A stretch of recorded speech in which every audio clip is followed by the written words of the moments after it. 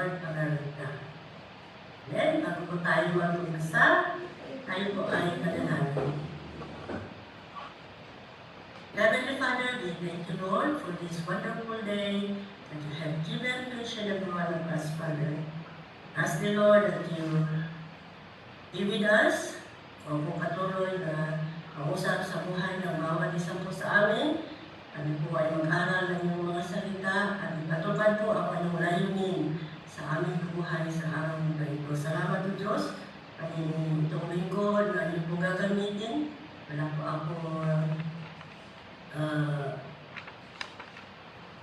po akong kalakasan, kung wala ka po sa aking buhay, namitin ko lamang po ako na mahagi ng iyong mga salita. Upang sa ganun po, ay maipatupad po ang iyong layunin para sa amin sa araw na ito. Salamat po Diyos, pagpalain mo ang aming mga kapatiran, gamitin po ang iyong mga salita na maibabahagi sa araw na ito. Salamat po Diyos, ikaw po ang may taas sa aming kalagitnaan. Ito po ang aming dalangin sa pangalan ng aming Panginoon Jesus. Amen and Amen. Pagmuli po, Happy Mother's Day sa mga mothers dyan. Kaway-kaway naman po. Sa mga mothers na rin dyan. Happy Mother's Day po. Hallelujah. So, sino po ang may bahay sa atin? May sariling bahay na hindi nangungupahan. Okay? Taas pong kamay. Yung hindi po nangungupahan, o yung iba wala pa. Okay? Praise the Lord. Ako wala po akong bahay. Sarili. Nakikibahay. Amen po. So, ang ating pong pag-uusapan ay, siyempre po, ang tungkol sa ating buhay. Yan. So, di ba kung tayo po ay nagpatayo ng bahay, kung magpapatayo pa lang ng bahay, ay sino po ang magtatayo ng bahay? Okay? Engineer, karpintero. Gusto natin yung ipapatayo nating bahay ay yung magaling gumawa, yung matibay. Okay? Kailangan yung magaling ang pagka-design nyo. Matibay ang pundasyon. Okay? Para sa ganun ay pwede natin ipamana sa mga susunod na salinlahin natin. Okay? So, mabalan po ang mga sariling bahay na hindi nangungupahan. At sa mga nagbabalak pa po na gusto magkaroon ng bahay, ay pakinggan po natin ang mensahe ng Panginoon sa araw na ito. Buksan po natin ang ating Bible, kung meron po tayong Bible, sa Matthew chapter 7, verse 24 to 27. Okay, basahin po muna natin. Sabi na po dyan, therefore, everyone who hears these words of mine and puts them into practice is like a wise man who built his house on the rock. Okay? The rain came down, the streams froze, and the winds blew and beat against that house, yet it did not fall because it had its foundation on the rock. Next. But everyone who hears these words of mine and does not put them into practice is like a foolish man who built his house on sand. And the rain came down, the streams rose, and the winds blew and beat against that house, and it fell with a great crash. Okay, so dito po sa ating nabasa, in this passage that we have read, meron po dalawang klase ng builders. Okay, kaya ang ating pang pambagat ng ating topic ngayon ay the builders. Tagapagtayo. Okay? O tagabuo. Yan. So nabasa po natin na meron pong dalawang klase ng builders. Two builders, alin po doon? Yung wise and foolish. Okay? At meron din pong dalawang foundation. Dalawang pundasyon. Okay? Rock at saka sun. Okay? At meron din pong dalawang outcome o resulta. Okay? Ngunit, iisang storm ang dumating. Okay? See? Dalawang builders, o taga-buo, o taga-gagawa, dalawang pundasyon, dalawa ang resulta, ngunit iisa ang resulta. Okay? Iisa ang outcome. Okay? Ang bakit po na tinutukoy dito ay nire-representa po ng ating buhay dito sa lupa. Okay? Yung sun, okay, nire-representa po anything that is changeable. Yung napagbago po, yun po yung buhangin, yung sun. Okay? Sun na hindi po yung sun na anak. Sun, buhangin. Okay? Representing anything that is changeable. May nababago. Kagaya ng business. Okay? Maganda ang business mo dati. Nalugi. Diba? Mga babae dyan, mga kapatiran, beauty. Okay? Ang beauty ay kumukupas. Magandang maganda, kabataan. Ang dating na umiidad na ay kumukupas ang kagandahan. Diba? Nababago. Yun namang people whom you love. The most, yung mahal na mahal. He betrayed you. Ininsulto ka. Nilinlang ka, dinayak ka. See? Nagbabago. Kahit na mahal mo siya, pero nagbago sa iyo. Ipinagpalit ka sa iba. Bago. Okay? Mahal mo, pero pinagpalit ka sa iba. Ang mga kaibigan, dati gustong-gusto kang kasama. Pero ngayon, ayaw ka na. Kagaya rin po tayo. Dati nasa labas po tayo. Masayang nakikihalubilo sa ating kaibigan, sa ating pamilya, o sa trabaho man, kung anong trabaho natin sa labas. Dati. Pero ngayon po, nandito tayo sa loob ng piitan. Okay? Tingnan po natin. Yan po ay tinatawag na yung buhangin. Nire-representa po ng buhangin doon sa ating binasa. Nababago po. Okay? Changeable. Kaya nga po ang mga tao na the people who build their lives doon sa sun. Okay?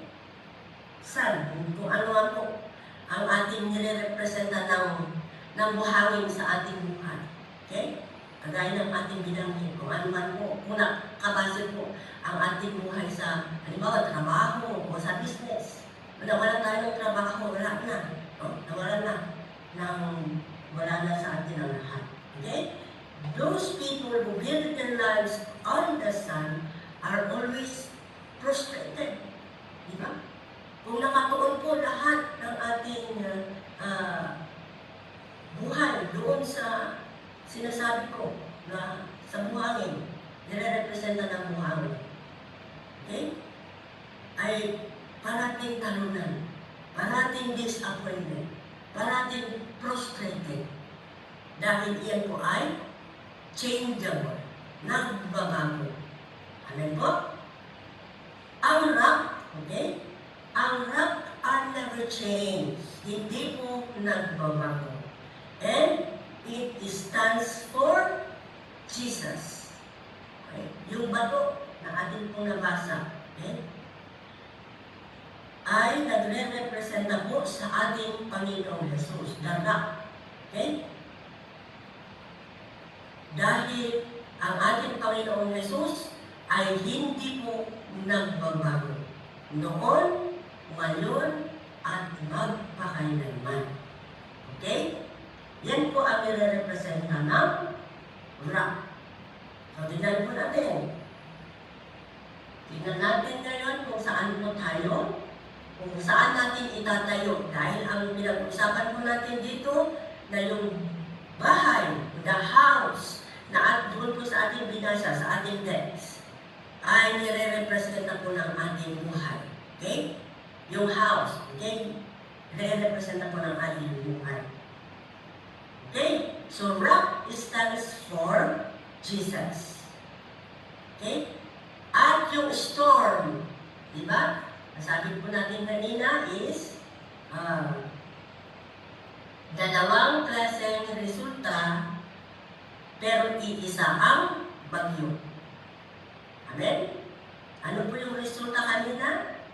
Yung isa ay dumating man ang bagyo, nakatayo pa rin ang pundasyon ng kanyang bahay. At yung isa, pagdating ng bagyo, ay, ano ang nangyari? Siya po ay natumba. Okay? Nawala siya. So, isa po bagyo. Ang bagyo ay nagre-representa ng shaking sa ating buhay. Okay? Yung winds, rains, and floods. Yan, nakasilabi niya dyan. Okay?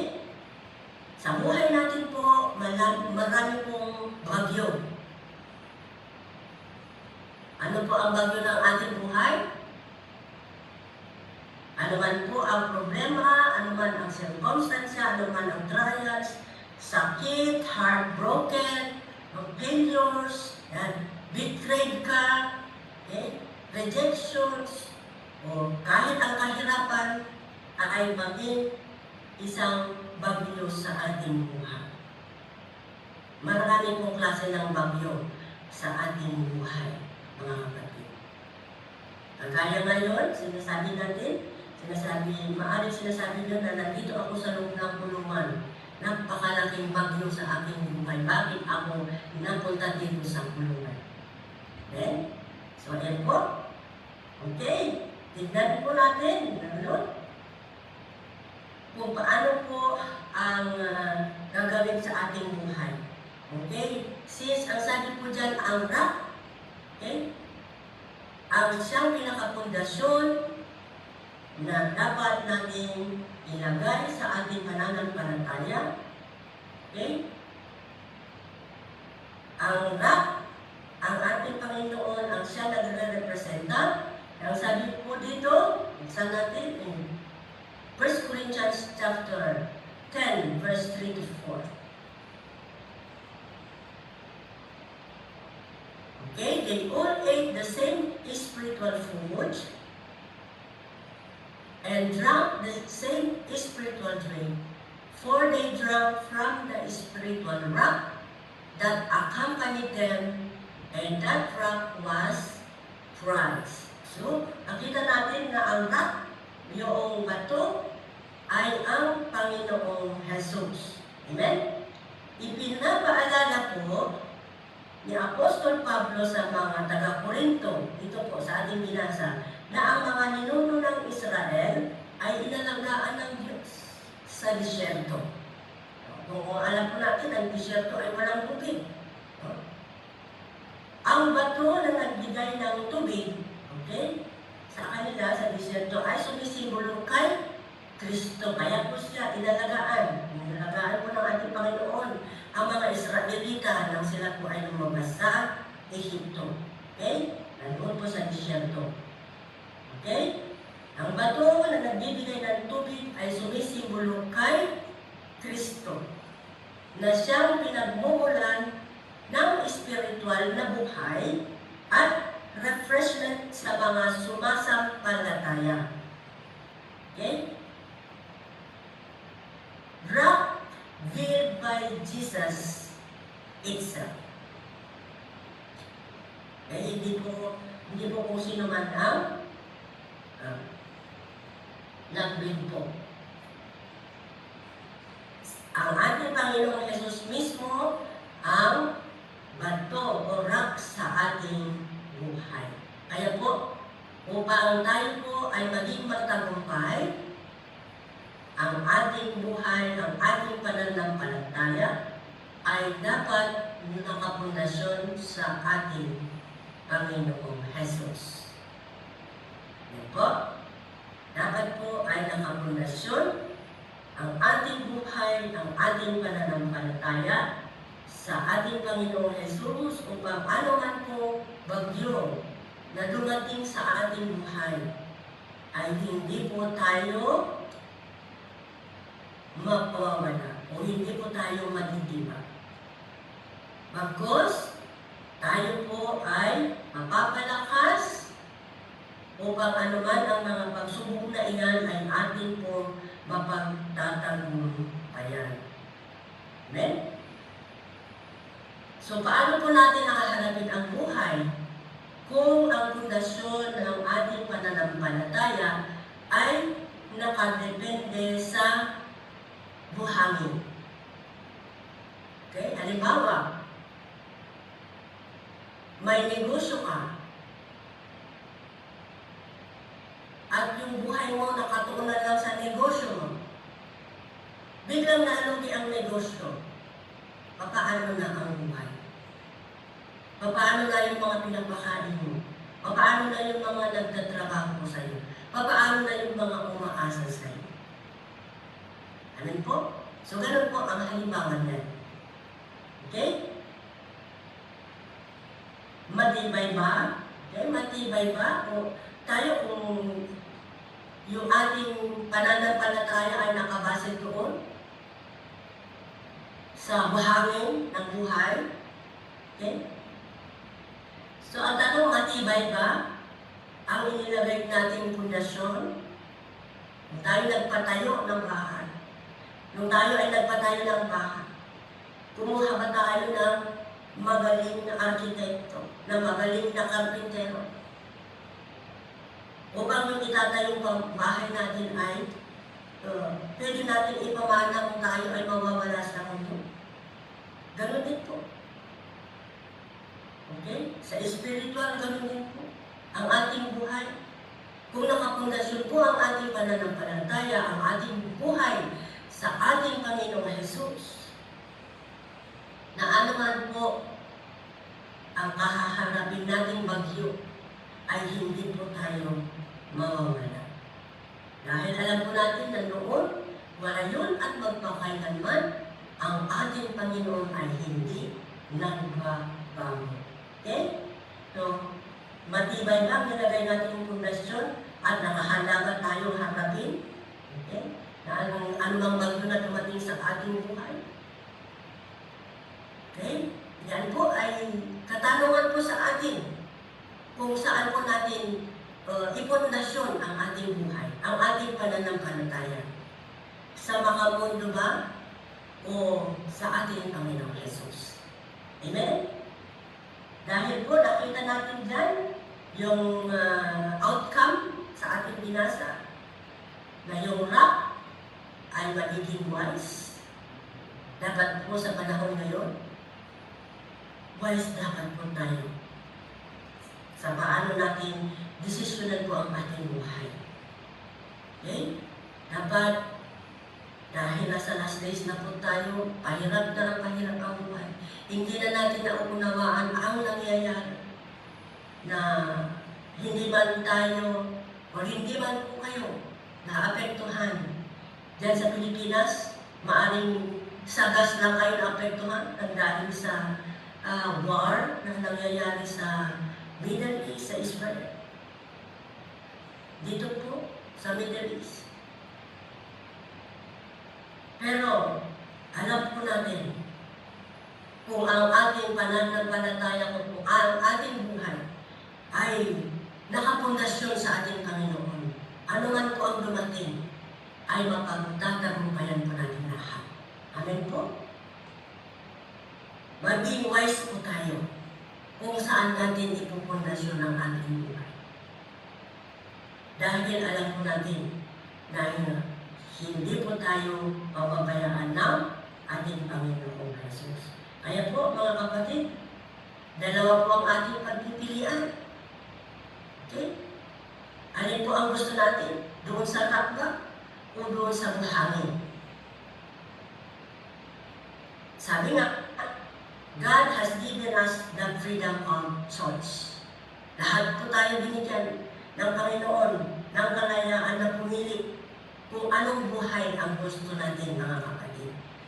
Gusto ba natin na ang ating buhay ay nakapundasyon sa ating Panginoon o nakapundasyon dito sa mundo kung ano ang pwedeng ibigay ng Panginoon? Okay? So, paano po? How to build on the rock. Okay? Paano natin itatayo ang ating buhay? O paano natin hahayaan na ang ating Panginoong Jesus ang maging pundasyon ng ating buhay? Okay? Ang sabi po sa ating binasadyan sa verse 24,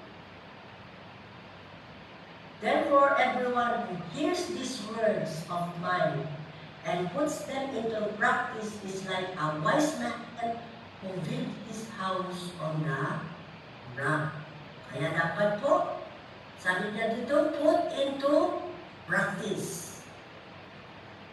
Okay? Hindi lamang po tayo dapat na tagapakinig lang ng salita ng Panginoon. Okay? Sabi ko, kailangan, ang una natin gawin is hearing the word of God. At dapat mag-obey po tayo. Isang pamuhay ang lahat ng salita ng Panginoon na ating pong pinag-aaralan. Upang sa ganun po, ay mabuild up ang ating pundasyon, ang ating pananampalataya sa Panginoon. Okay? Kaya sabi niya po sa James chapter 21. Verse 1. Chapter 1, verse 22. Ano ba yan? Sorry. Okay? Do not merely listen to the word and so deceive yourself. And do what it says. Dapat po gawin natin kung ano ang sinasabi sa salita ng Panginoong Jesus. Amen? Kung alam po natin na ang ating mga ginagawa ay hindi na po naaayon sa kagustuhan ng Panginoon dahil tayo po ay nakapakinig ng kanyang salita na pag-aaralan natin at every time dumadalo po tayo sa mga ganitong gawain, nakakapag-aral po tayo sa salita ng Panginoon na ang sabi po niya ay dapat isa pamuhay natin kung ano ang ating naririnig at napapag-aralan. Amen? Na hindi lamang po natin dapat pinapakinggan, kung hindi po dapat isinasa pamuhay po natin. We have to act on it. Dahil ang sabi po, faith without action is dead. Kung meron kang pananampalataya na ikaw ay naniniwala sa salita ng Panginoong Jesus, pero hindi mo naman yun ay ginagawa, ay wala rin pong silbi. Then po, kaya dapat po sa bawat araw na tayo po ay nakikipagtipon sa gawain ng Panginoon, nakikinig tayo, nag-aral sa kanyang mga salita, ay dapat isinasagawa rin po natin. Ina-actionan din po natin. Amen po? Kaya po tayo po ay nakagawa ng mali, ay humingi po tayo ng kapatawaran. We repent, magsisipot tayo at humingi ng kapatawaran sa ating Panginoon because alam po natin that God is faithful and just to forgive us. Upang mag-build po, maging strong po ang ating pananampalataya, ang ating buhay, ang ating paninilbihan sa ating Panginoon na anuman pong bagyo ang dumating sa atin. Kahit nandyan po tayo sa loob. Anuman po ang bagyo, anuman pagsubok ang kinakaharap natin mga kapatid sa loob ng kulungan ay ating pong mapagtatagumpayan. Dahil alam natin na ang ating buhay, ang ating pananampalataya ay nakapundasyon sa ating Panginoon Jesus. Okay? Dahil alam po natin na bawat sakripisyo po ng ating Panginoon ay dahil sa kanyang pagmamahal sa atin. Amen? In 2 Corinthians chapter 5 verse 21 says, God made him who had no sin, so that in him we might become the righteousness of God. Amen? Kaya man po ay hindi nagkasala ang ating Panginoong Jesus, alam-alam sa atin. Ngunit, itinuring siyang makasalanan. Sa pamamagitan niya po, ay itinuring tayong matuwid ng Diyos. Nang tinanggap po natin ang ating Panginoong Jesus, sa ating buhay ay tinanggap po tayo ng Amang nasa langit na tayo po ay maging matuwid sa kanyang harapan. Kaya po, dahil sa sakripisyo po ng ating Panginoong Jesus, tinatanggap tayo ng Diyos na parang wala tayong kasalanan. He is the one who redeemed us. Amen? Kaya, to build our walk with the Lord, to build our life, okay, our faith, okay, we have to build and trust through His Word. Sa pamamagitan po ng kanyang mga salita na siya po nagpapabago po sa atin. No? Tayo po ay mananampalataya at magtiwala sa salita ng Panginoon. Dahil His Word is a foundation of our faith. Okay? Jesus is the rock and the foundation of our faith. Okay? Ang ating Panginoong Jesus po ay siya po ang foundation ng ating, pundasyon ng ating pananampalataya. Because Jesus is our firm foundation. Hindi po siya nagbabago noon, ngayon, at magpakailanman. Amen? At alam po natin, we can stand secure na ano man po ang dumating sa atin. Okay? Ano man dumating sa pamilya natin, hindi man po natin nakikita. But because the Word of God that we keep on learning, ay siya po ang nagbibigay sa atin ng kalakasan, ng strength, na humarap kung anuman po ang mga pagsubok na ating kinakaharap. Amen po? Kaya po kung tayo po ay meron mang hinaharap na sitwasyon ngayon, lalo-lalo na sa atin, alam po, unang-una po ang ating mga cases. We have to hold on with the Word of God. Okay? Babalikan po natin doon sa babalik po tayo that everyone who hears these words of mine, lahat po tayo napakinggan natin ito, and put them into practice. Okay? Isabot pamuhay po natin ang mga salita ng ating pong napapakinggan. At anuman ang pagsubok, anuman ang sitwasyon, anuman ang bagyo na dumating sa ating buhay, ay ating pong mapagtatagumpay. Babalik at babalik po tayo sa salita ng Panginoon kung anuman po ang ating kinakaharap. Amen po? Kaya ayan po mga kapatid, alam po na ang bawat isa po sa atin ay binigyan ng kalayaan na pumili kung ano po ang buhay na gusto natin. Okay? Kung saan natin gustong ipundasyon ang ating buhay, ang ating pananampalataya. Alin po doon ang ating pipiliin? Doon ba sa rock o sa sand? Okay? Yan po ang iiwanan ko question sa bawat isa po sa atin mga kapatid. Kaya, mamili na po tayo. Amen po? At dalangin ko na ang pipiliin po natin maging pundasyon ng ating buhay at ng ating pananampalataya ay ang Panginoong Jesus, the rock of our salvation. Let us pray. Father, we thank you for the time, O God, that you be with us. Salamat, Panginoon, sa iyong mga salita na aming pong napag-aralan.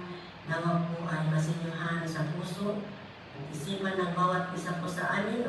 Upang sa ganun po, ang ibang bagyo ang dumating sa aming pakikipaglakad sa iyo ay amin pong mapagtatagumpayan. Salamat po, Diyos, sa kalakasan sa bawat isa sa amin. Hindi po kami magsasawa na mag-aral at makinig sa iyong mga salita upang mabigay po sa amin ng kalakasan at naging handa kapag dumating po ang panahon na ikaw ay bumalik, kami po ay nakahandang sumambay sa iyo. Salamat o Diyos. Ito po ang aming dalangin sa pangalan ng aming Panginoon Jesus. Amen and Amen. God bless. Balik po sa iyo. Purihin ang Panginoon, palakpakan po natin. Hallelujah. Maraming salamat po, Pastora Silvia, sa napapanahong mensahe po na iyo pong isiniwala at ibinigay po sa amin sa umagang ito. At tayo po ay magpapatuloy mga kapatid sa ating pong gawain. Dadako na po tayo sa ating pong patutuo kaya presentasyon. At uunahin po natin yung mga kapatiran natin mula sa Danao City Jail Female Dorm habang ang iba po ay magsisipaghanda po sa kanila pong presentasyon. Danao City Jail Female Dorm, kayo na po mga kapatid.